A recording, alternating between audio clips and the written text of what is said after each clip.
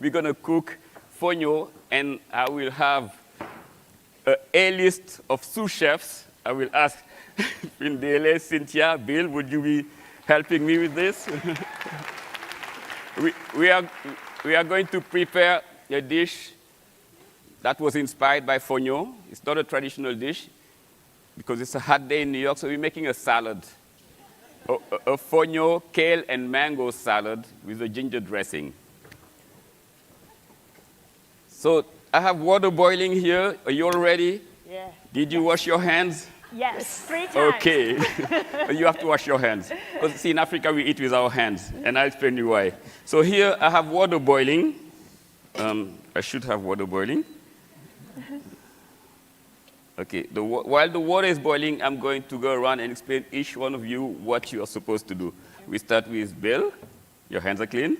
Oh, yeah. Okay, so this is what you're going to do. So we have the kale here. So all you need to do with the kale is to tear them like about 2 inches. It doesn't matter the size really, but you tear them, and then you're going to pour some olive oil on it. And with the olive oil, you just drizzle it. Oh, you need to open it first.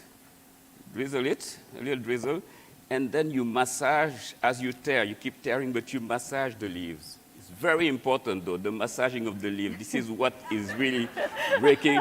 I'm serious. That's a very important part because it makes it tender. Otherwise, your kale is going to be too tough. So Bill, this is probably the most important job you have here is, and you massage all the leaves. And meanwhile here, Findile, Lindiwe, Yes, we're going to, I'm sure you're familiar with mango, right? Yeah. So this is what you do. This is a mango. I heard you grow mango at your grandmother's farm. Yes, we do have mangoes. Awesome. So that's a chef knife. It's very sharp. So what you do is you cut the mango like this, right? Take it out. Yeah. This we can, and you're going to cut the mango about 1 inch. You got it? Oh, don't cut yourself, okay? So, you got it?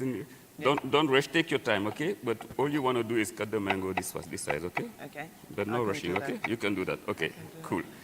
And you put it in a bowl separately. After that, it's all going to go in Bill's bowl, but once you cut it, you get it here, okay? Thank you. Okay. And you. Yes, chef. Okay, so we got to rearrange this a little bit because you need some cutting space. Bill, you don't need a cutting board. Let's move Lindy with cutting board a little bit here. Okay, do you mind just moving? You don't have a knife. She has a knife, yes. Can I share with Linda? Yeah, I want to move I'll this be a on little this bit. side. I'm going to move this a little bit. Sorry. Okay. So, sorry, everyone. We're just making it We're adaptation. adaptation, trying to make it as TV, but so, here, I'm Wonderful. going to just move this here. Can I have that Sorry. knife? This one. This little knife. Great. Okay. Voila. All right. Okay, so the water is boiling. You're cutting the tomatoes in quarters. Yes. You got that. Wow, look at her. I'm on it. And here, all I'm going to do is add the fonio in the boiling water. About for 1.5 cup, 2 cups of water, you add 1 cup of fonio. So just like rice, but even better than rice because, see, I'm eyeballing it here, but because rice takes a moment, fonio takes 5 minutes. Not even. So while this is cooking, you know it's ready when the water is absorbed. Let me see what my sous chefs are doing here. How are you doing, Bill? Good. Good. Looking beautiful. Wow, this is nice. Yeah, awesome. Good. Yeah, so it's very simple. So this is going to cook in 5 minutes. And then once it's cooked, I'm going to cool it off. I need a bowl to cool it off, so I'm just going to move some. You open it up to questions while I do this. Sorry, I'm just going to move this so I can use this bowl. Questions. My first question, though, Bill, did you know the technique of softening kale with olive oil prior to this? No, I'm looking forward to taking advantage of that. Okay, well done in your future kitchens. Now, we had some pre-selected questions. Some questions were sent in ahead of time. So can I have Rushi with a question? Please go ahead. Good morning, everyone, and good morning to our very talented chefs. Hope we get to try some foyo today. You're You going to will. get to try some actually for lunch. That'll be fantastic. Yeah. I am Arushi, and I'm from an organization called Robin Hood Army, and we're working towards the goal of zero hunger. So my question is regarding the role of women in the agriculture sector. So we heard earlier today that about half of the women are farmers, actually, and we didn't know that. It was a lesser known fact. We know that now. And we also know that there's great inequality that exists in the agriculture sector in terms of access to resources like land and seeds. So what are some of the things that you suggest we can do to ensure equitable distribution, to increase the productivity of women farmers, and also so that we're able to achieve our goal of zero hunger? Thank you so much. I'm going to ask Lindiwe to take that question. Before she answers, I just got to tell you that fonio is cooked. It didn't even take 5 minutes. Fonio is ready. Go ahead, Lindiwe. So, what can we do to make things better? I think earlier on, Melinda did speak about women are the farmers, women should be in extension because women are in the kitchen. I would like to see us taking more women into the science. Let's train more doctors in agriculture, And food more men in the systems, climate resilience, so that they are visible in leadership positions. So more researchers in the pipeline, doctoral level, postdoctoral level professors. Then the world will listen.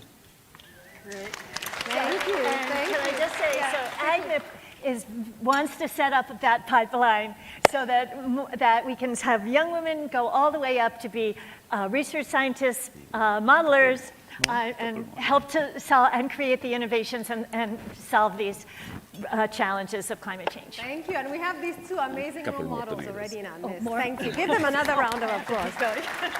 Aziz, where's Aziz with our second question? The questions were coming to us. Yes, please go ahead. Good morning, everyone. My name is Aziz Salau from Nigeria.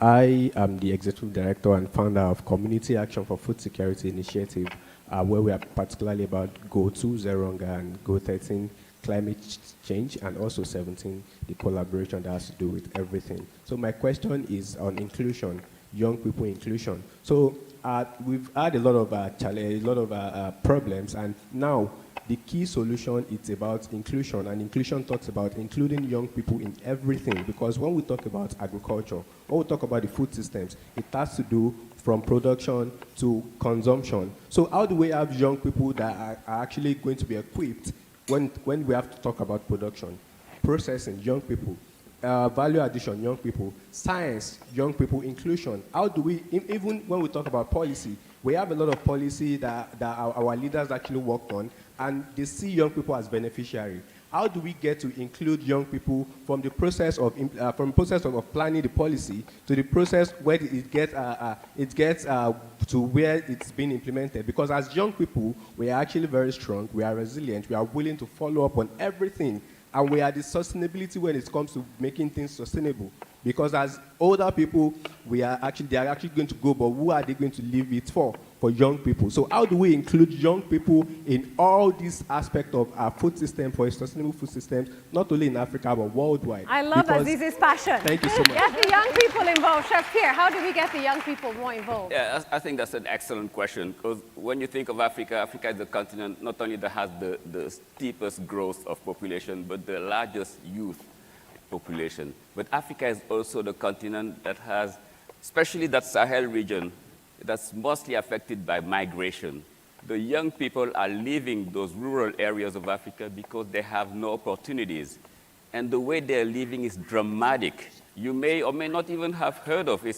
It's terrible, of this migration of young Africans leaving Dakar shores, to go to Spain on like dugout wooden boats, because they want jobs. That's why they're risking their lives to do it. Some are trying to cross the Sahara because the Sahel is right there, and crossing the Sahara will take them to Morocco, then to Spain, because they want jobs. That's all they are looking for, jobs. So getting those people to come and work on the fields of underutilized crops is the solution. Then what we need to do is to unlock the potential of those underutilized crops, potential of fonio, potential of sorghum.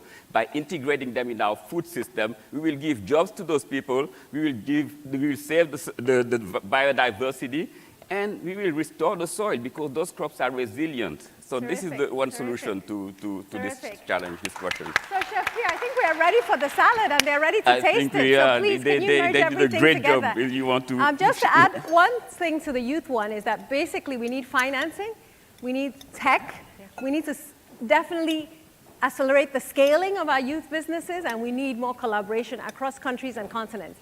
All the young people here in Ag, please raise your hands. We have a few, so these are the leaders, right? And we need to work with each other. So well done. Oh, you did Bill, great. I have a question for you. What actions can we take now? Everyone's here saying 2030 is around the corner. Really, what actions can we take now? Well, there's a lot of energy behind climate and climate justice, which means the adaptation piece. The idea that what that can mean concretely is having these crops that are more climate resilient, avoiding the import of food so you have more resilience, doing more value added to the food in Africa itself. That'll give youth job opportunities, get them involved in an area where right now they're going straight to the cities, and unfortunately that there isn't often the economic opportunity there. So if we really realize the best thing to do for climate adaptation is to help these farmers, and we can bring down malnutrition, which holds back Africa's key resources, which is their people, I think we can take that energy and really see dramatic gains in African agriculture. I totally agree with you, because those crops have been left behind. Fonio, we don't see it on our shelves. What we need is more investment in research, in product development, so that those crops which we call orphan crops are brought to the city, are brought to Europe, are brought to North America, are brought to the world. And that will take investments in research, innovation, and product development. Then they will be easier to cook, as Melinda said, and all women would want to buy that from a supermarket than in the village. Fantastic. Now we're going to taste the fonio. Who has had fonio in the audience? Who has ever had fonio? Oh, a few customers in the room. Who has had fonio on the stage? Bill, have you had fonio? Cynthia? Okay. So let's hear the verdict. It's not only nutritious, it creates jobs, it changes lives. And now we're going to taste it, and all of you are going to get to taste it at lunch. And it's easy to cook. And it's easy to cook. So and fonio is just one of the many ancient drinks. Fantastic. Please, let's give them a round of applause. There's no free no lunch, waste, and they've but worked there's so hard much for it. more. Low glycemic index, so it's like so. What's the verdict, guys? What's the verdict? Delicious, delicious, delicious, delicious. Thank you, Chef Pierre. Thank you to our celebrity chefs.